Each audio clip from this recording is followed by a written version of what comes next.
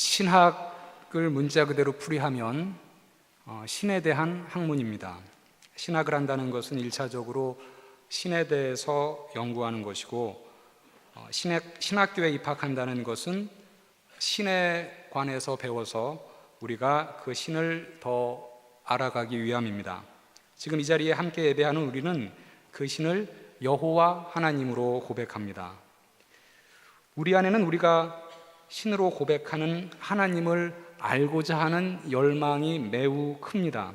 하나님의 존재에 관하여, 하나님의 속성에 관하여, 하나님의 뜻에 관하여, 하나님이 펼쳐가시는 사역에 관하여 알고 싶은 열망이 커서 하나님에 관하여 전문적으로 가르친다는 신학교에 들어왔습니다. 여러분은 이 신학교에 들어온 이후 하나님에 대해서 얼마나 더 정확하게 많이 알게 되셨습니까? 3학년들한테 한번 물어볼까요? 여러분이 입학하기 전 2년 반 이제 전이죠. 비교해서 여러분은 지금 하나님에 대해서 더 많이 알게 되었다고 생각하시는지, 얼만큼, 무엇을 더 알게 되셨는지 묻고 싶습니다. 만약에 우리 학교 교수님들 중에서 하나님에 대해서 제일 잘 아는 교수님이 누군지 우리가 알고 있다면 아마도 학생들은 그 교수님의 수업을 듣기 원할 것이고, 그 교수님께 찾아가서 하나님에 관해서 묻고 또 그 교수님의 사사를 받기 원할 것입니다. 신론을 가르치는 교수님이 하나님에 대해서 가장 잘 알까요? 죄송합니다, 조직신학 교수님들. 저는 다른 의도는 없습니다.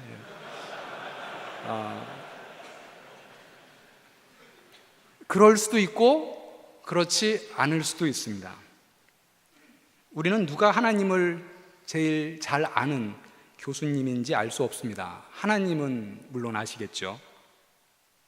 학생들 중에 누가 하나님을 가장 잘 아는 자일까? 이곳에서 3년의 학업을 마치고 졸업할 때 학업 성적 1등으로 총회장상을 받고 나가는 학생이 졸업생들 가운데 하나님을 가장 잘 아는 학생이라고 말할 수 있을까요?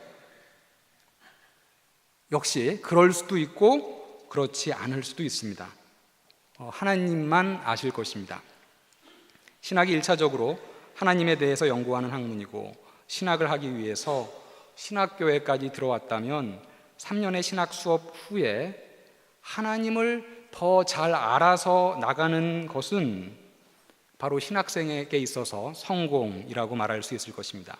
저는 여기 앉아 계신 모든 원우들이 이곳에서 신학 수업을 마치고 나갈 때 모두 다 하나님에 대해서 더 잘 알게 되었고, 미처 몰랐던 하나님에 대해서 안 부분이 많이 있다라고 말할 수 있게 되기를 바랍니다. 그런데 하나님을 안다는 것은 무엇일까요? 오늘 본문을 통해서 하나님을 안다는 것이 무엇인가, 그리고 누가 하나님을 아는 자인가에 대한 말씀을 듣고자 합니다. 본문 서두에서 사도 요한은 그가 목회했던 교회의 성도들에게 죄의 문제의 심각성을 일깨워 줍니다. 단도직입적으로 이렇게 말합니다. 내가 이 편지를 쓰는 이유가 뭔지 아느냐? 바로 너희가 죄를 범하지 않게 하려는 것이다. 그것이 나의 목적이다. 이렇게 얘기를 합니다. 2장 1절을 볼까요? 나의 자녀들아, 성도들을 자녀와 같이 생각하고 있던 노년의 요한은 성도들을 나의 자녀들아 라고 이제 부릅니다. 내가 이것을 너희에게 쓰면 너희로 죄를 범하지 않게 하려 함이라. 요한은 자신이 돌보았던 성도들이 죄를 범하지 않기를 바랬지만 누구도 죄로부터 완벽하지 않기 때문에 죄를 지을 수밖에 없음 또한 알고 있었습니다. 그래서 바로 다음 구절에서 말씀합니다. 만일 누가 죄를 범하여도 아버지 앞에서 우리에게 대언자가 있으니 곧 의로우신 예수 그리스도시라. 여기서 대언자는 자신을 위해서 대신 말해주는 사람, 법정에서 변호사와 같은 자를 말합니다. 다시 말하면 우리가 죄인인데 우리를 위해서 재판관이신 하나님 앞에서 우리 대신 말해주는 예수 그리스도가 있다는 것이죠. 2장 1절에서 요한이 말하고자 한 것은 우리가 죄를 지어도 하나님 앞에서 우리의 변호자 예수 그리스도가 있으니 크게 개념치 말라는 것은 물론 아닙니다. 요한이 말하는 것은 죄의 심각성을 한시도 잊지 말고 그 죄를 범치 말고 죄의 유혹에 맞서서 힘써 싸우라는 것입니다. 하지만 그럼에도 불구하고 우리 안에 죄를 짓는 모습을 또 발견할 때 그때의 절망 가운데만 빠져 있지 말라. 우리에겐 우리의 처지를 불쌍히 여겨서 우리를 대신해서 하나님께 말해줄 예수 그리스도가 있음에 소망을 가지라는 것입니다. 성도는 죄의 문제를 심각하게 생각하는 자이지만 또한 우리가 죄를 졌을 때 그 죄책감 때문에 전진하지 못하고 그 자리에 그냥 무너져 버리는 자도 아닙니다. 진심으로 죄를 뉘우치고 회개한 후 예수 그리스도의 십자가 은혜 아래서 다시 일어나서 전진할 수 있는 것이 우리 성도들이 가진 특권입니다. 그래서 성도의 삶에는 죄와 회개의 반복의 사이클이 있습니다. 하지만 중요한 것은 그 반복 가운데 거룩함으로 나아가는 진보가 있어야 한다는 것입니다. 마치 나사의 선이 나선형으로 반복해서 사이클을 이루지만 그 사이클은 점점 올라가는 것과 같습니다. 성도의 죄와 회개의 사이클도 거룩의 정점을 향해서 계속 올라가야 합니다. 죄는 점점 옅어지고 거룩한 모습은 점점 진해져야 합니다.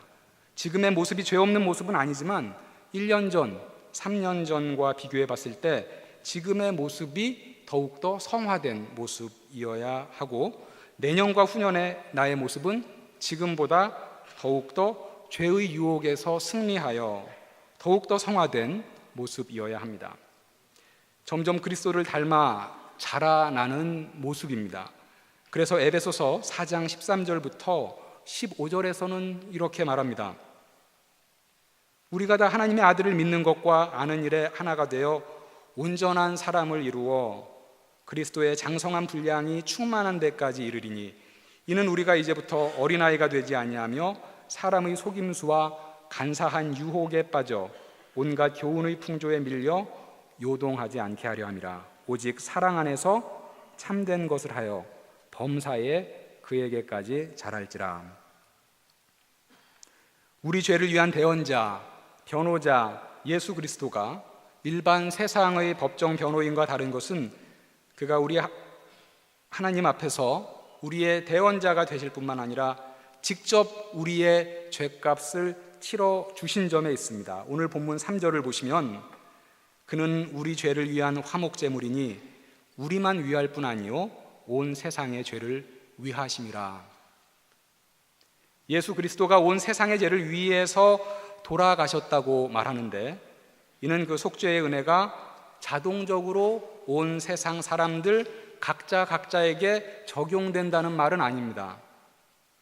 본문 바로 앞서 요한일서 1장 9절에서 말하듯이 그 속죄의 은혜의 수혜자가 되기 위해서는 예수 그리스도를 믿음으로 받아들여 죄를 자백해야 합니다.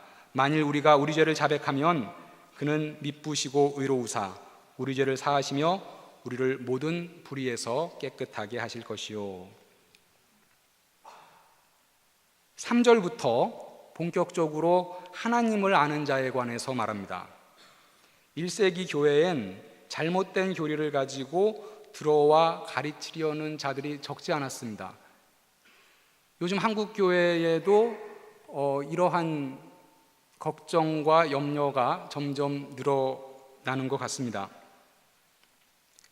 1세기의 이단들은 많은 이단들이 자신들이 하나님을 잘 알고 있다고 말했습니다. 초대교회의 대표적인 이단인 영지주의자들은 구원을 얻기 위해서 신비로운 영적 지식이 필요한데 자신들이 그 영적 지식의 소유자들이다 이렇게 말했습니다.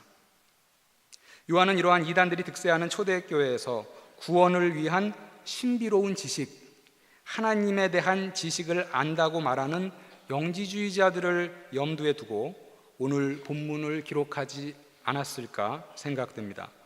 요한은 초대교회 안에 자신들만이 하나님에 관한 비밀의 지식을 소유한 자라며 잘못된 교리를 가르치는 자들이 있는데, 누가 정말 하나님을 아는 자인가에 대해서 말합니다. 초대교회뿐만 아니라 지금의 현대교회에도 적용할 수 있는 기준입니다.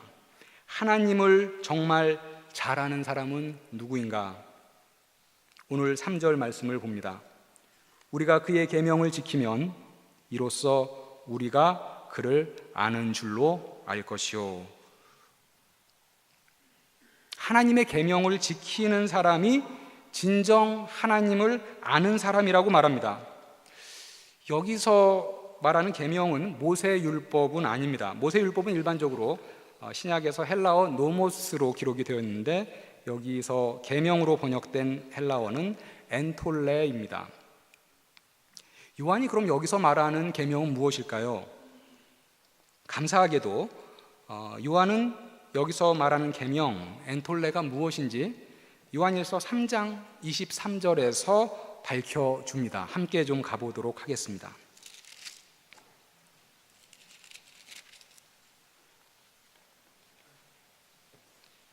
그의 계명은 이것이니 곧 그 아들 예수 그리스도의 이름을 믿고 그가 우리에게 주신 계명대로 서로 사랑할 것이니라.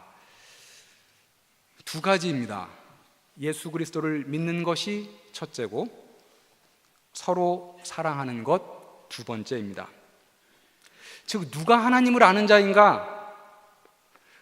하나님을 아는 자는 하나님의 계명을 지키는 자라고 말했었는데, 그 계명은 예수 그리스도를 믿고 사랑을 실천하는 것이다 라는 것입니다. 아무리 하나님에 대한 지식이 많다 할지라도 예수님을 믿지 않고 사랑의 실천이 없는 자라면 하나님을 진정으로 안다라고 말할 수 없을 것입니다. 성경에서 말하는 하나님을 아는 것, knowing God, 이것은 하나님에 대한 이론적인 지식보다 훨씬 더 포괄적인 개념입니다. 구약을 좀 보도록 하겠습니다.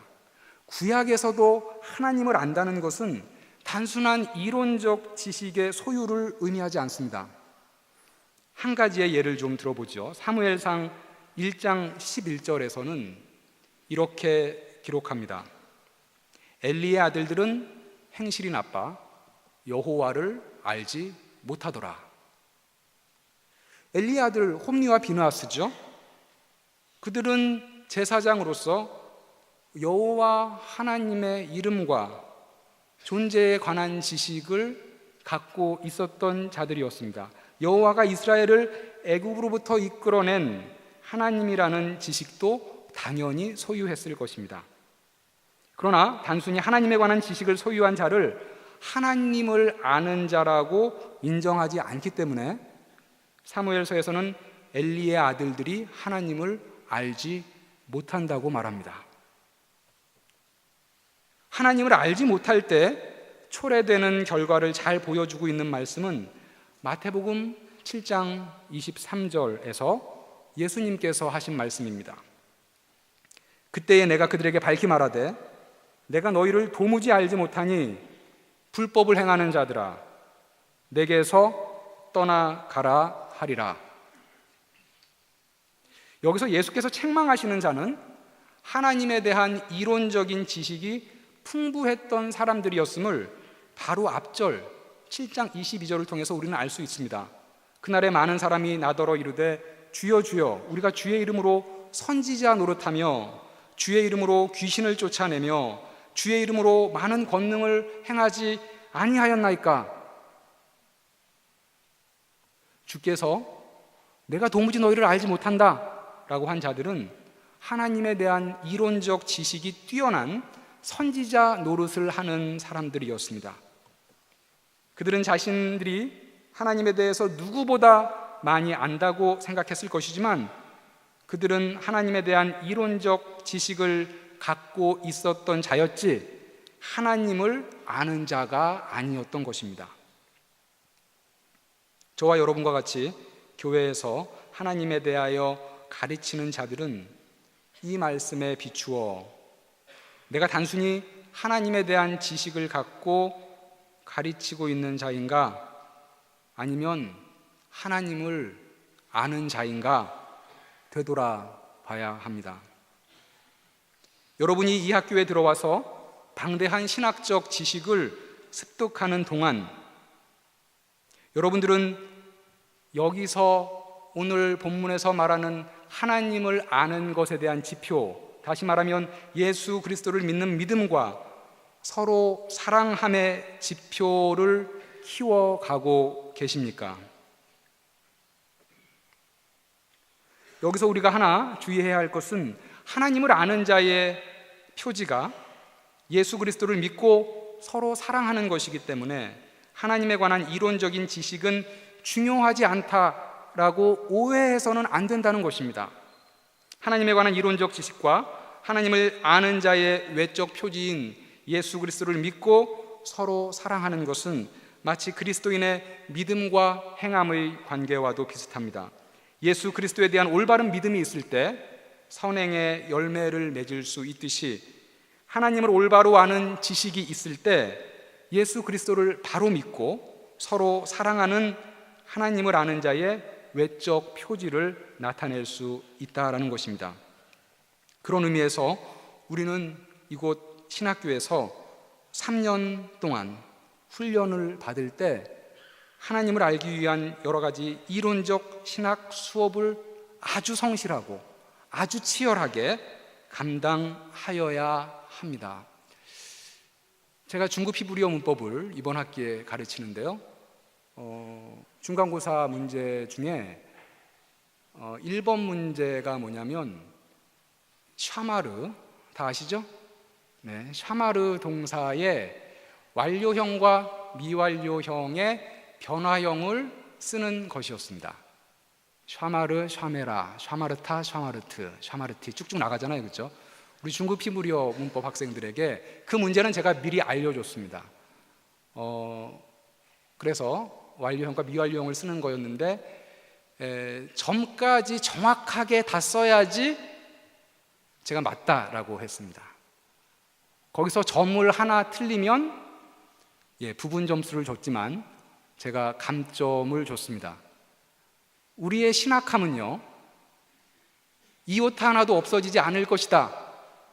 성경의 무호성을 믿는 우리는 이만큼 정확하게, 이만큼 정교하게, 이만큼 하나님의 뜻이 무엇인지 이곳에서 우리가 배우는 신학 수업을 통해서 이론적인 기반을 든든히 세워야 합니다. 하나님을 사랑하는 것과 예수 그리스도를 믿는 것이 하나님을 아는 것의 표지라고 해서 하나님을 아는 일반적인 지식적인 것을 연마하는데 우리가 게으를 수 없다라는 것입니다. 배우고 확신한 일에 거하는 자들이 되고 진리의 말씀을 옳게 분별하며 부끄러울 것이 없는 일꾼으로 인정된 자로 자신을 하나님 앞에 드리기에 힘써야 합니다. 그런데 문제는 하나님에 관한 이론적인 지식이 이론이나 관용으로만 남아있고 예수 그리스도를 믿는 신앙과 내 이웃을 사랑하는 대로 적용되지 아니할 때입니다. 그때는 하나님에 대한 많은 이론적 지식이 의미가 없는 울리는 꽹과리밖에 되지 못합니다. 요한은 이어지는 본문 4절과 5절에서 하나님을 아는 것에 대해서 계속 말합니다. 그를 아노라 하고 그의 계명을 지키지 아니하는 자는 거짓말하는 자요, 진리가 그 속에 있지 아니하되 누구든지 그의 말씀을 지키는 자는 하나님의 사랑이 참으로 그 속에서 온전하게 되었나니 이로써 우리가 그의 안에 있는 줄을 아노라. 5절에서 그의 말씀을 지키는 자는 하나님의 사랑이 참으로 그 속에서 온전해진다라고 말합니다. 그런데 여기서 하나님의 사랑이 무엇인지에 관해서 두 가지 해석이 가능합니다.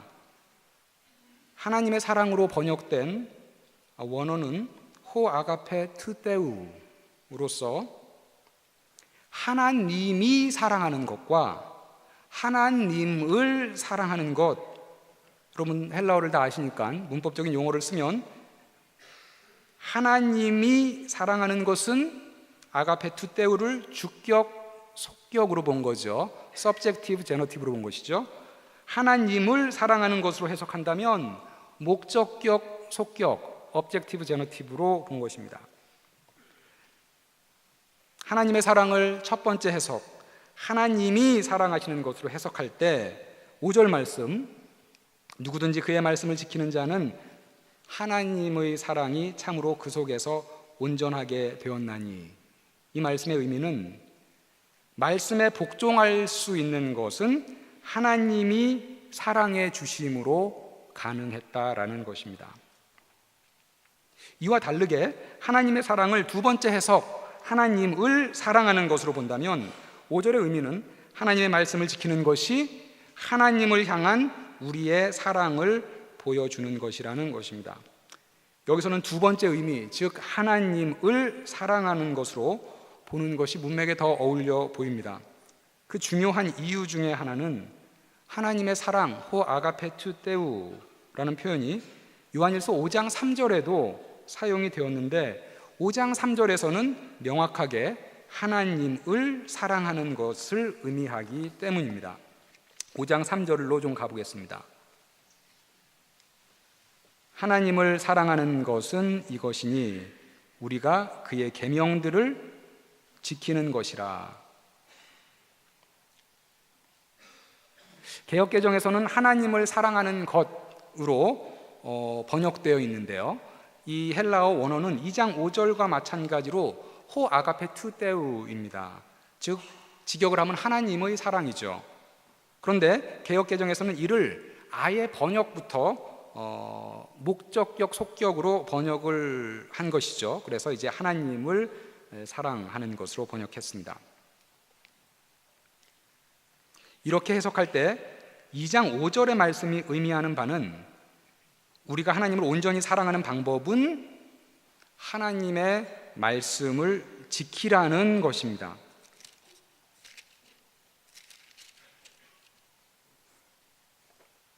누구든지 그의 말씀을 지키는 자는 하나님의 사랑이 참으로 그 속에서 온전하게 되었나니.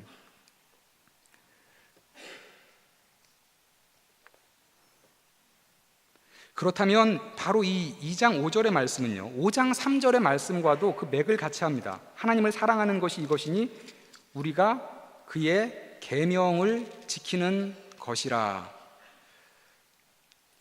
조금 복잡해져 갈 수도 있겠는데요, 정리하면 이렇습니다. 지금 요한 1서의 말씀에 나온 중요한 주제들은 어떤 지금 연관관계를 갖고 있는데, 이때까지 살펴본 것을 연관관계를 짓는다면 하나님을 사랑하는 자가 그의 계명을 지키는데, 그의 계명은 바로 예수 그리스도를 믿고 서로 사랑하는 것입니다. 하나님의 계명을 지킬 때 이로써 하나님을 아는 줄 안다고 말했으니까 하나님의 계명인 예수 그리스도를 믿고 서로 사랑하는 자가 하나님을 아는 자로 인정함을 받는다라는 말씀입니다. 다시 말하면 하나님을 사랑하면 그의 계명을 지키는데, 그의 계명은 예수 그리스도를 믿고 서로 사랑하는 것이고 예수 그리스도를 믿고 서로 사랑하는 자가 하나님을 아는 자라는 것입니다. 오늘 본문 마지막 6절은 예수 그리스도 안에 산다는 것이 무엇인지 말해줍니다. 그의 안에 산다고 하는 자는 그가 행하시는 대로 자기도 행할지니라. 예수 그리스도 안에 산다는 사람은 예수님이 행하시는 대로 행한다는 말씀입니다. 요한 1서를 쓴 요한은 요한복음 5장, 15장, 요한복음 15장에서도 예수님 안에 거하는 사람이 삶의 행함 가운데 열매를 맺힘을 말합니다. 나는 포도나무요 너희는 가지라. 그가 내 안에 내가 그 안에 거하면 사람이 열매를 많이 맺나니 나를 떠나서는 너희가 아무것도 할 수 없습니다. 말씀을 정리하도록 하겠습니다. 우리는 다 하나님을 아는 자가 되기를 원하고 하나님을 아는 자이길 원합니다. 하나님을 알기 위한 연구와 노력은 기독교 역사, 인류 역사 내내 진행되어 왔고 또 앞으로도 계속될 것입니다. 오늘 말씀에서는 하나님을 아는 것에 대해서 결과론적으로 말합니다. 하나님을 이렇게 알아라, 방법론을 설명해 주지 않고 이러한 사람은 사실 나를 잘 아는 사람이다 라고 하나님이 말씀해 주고 있습니다. 하나님이 인정하는, 하나님을 아는 사람이 누구입니까? 바로 그의 계명을 지키는 자입니다. 우리가 그의 계명을 지키면 이로써 우리가 그를 아는 줄로 알 것이요, 요한은 그 계명을 예수 그리스도를 믿는 믿음과 서로 사랑하는 것, 이웃을 사랑하는 것이라고 알려줍니다. 바라기는 사랑하는 총신의 원우 여러분, 여러분들이 이곳에서 3년간의 수학을 마치고 교정을 떠날 때, 입학할 때보다 하나님을 더 잘 아는 자로 졸업하는 신학생들이 되기를 축원합니다.